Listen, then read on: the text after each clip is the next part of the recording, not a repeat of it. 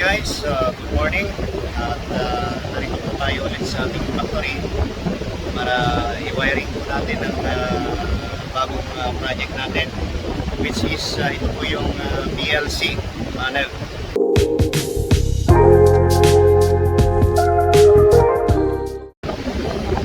Alright guys, good morning. At narito po tayo ulit sa ating factory para i-wiring po natin ang bagong project natin, which is ito po yung PLC panel. Wiring po natin siya sa dito po sa door na makita ko po. Ayan po yung kanyang display.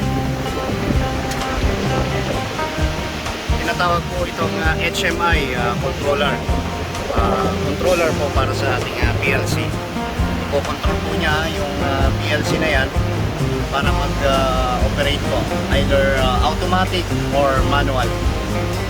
Yan po yung mga kanyang component. Number 1, ito po yung power supply, PLC, digital input, digital output, tsaka analog output. Ayan po yung kanyang thermostat.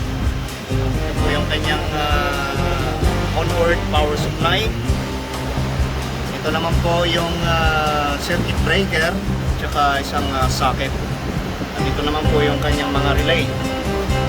Yan po, gumamit po siya ng relay para sa digital output at control po ng mga valve. Ayan. So under wiring pa po siya.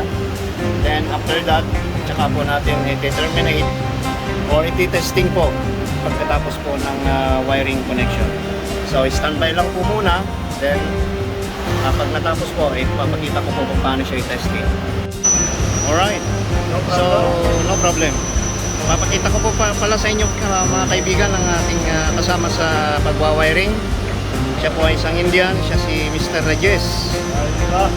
Ayan, so ito po, yan po yung kanyang ginagawa. Parehas lang po dun sa aking ginagawa din. So parehas po ng component. So ito ay meron siyang tatlong or dalawang digital input at digital output. Ito po yung power supply. Same din po ang kanyang component. Meron po siyang breaker, isang surge arrestor, at yan po yung onboard power supply, relay. Ayan. Alright, so yan po. Then ito naman po yung kanyang display. So mas malaki po yung kanyang display. Bali 15 inches po siya. So after po ng wiring, testing po namin siya.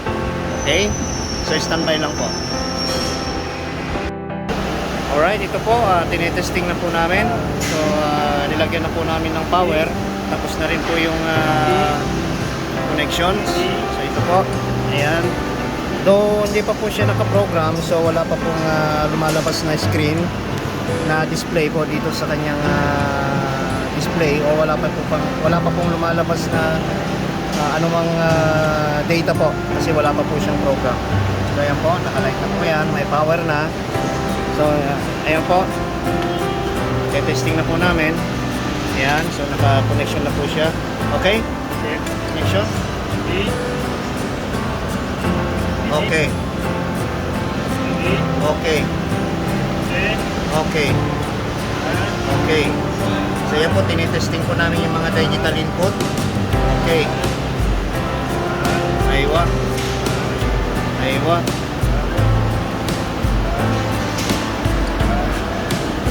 Aywa. Masbut. Masbut. Tulo kalas ha?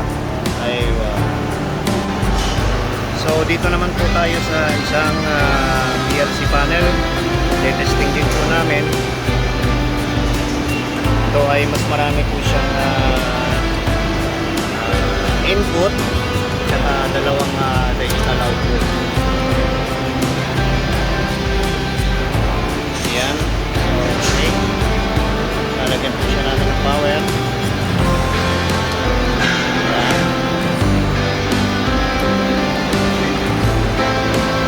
Standby lang po at nilalagyan lang po namin ng power.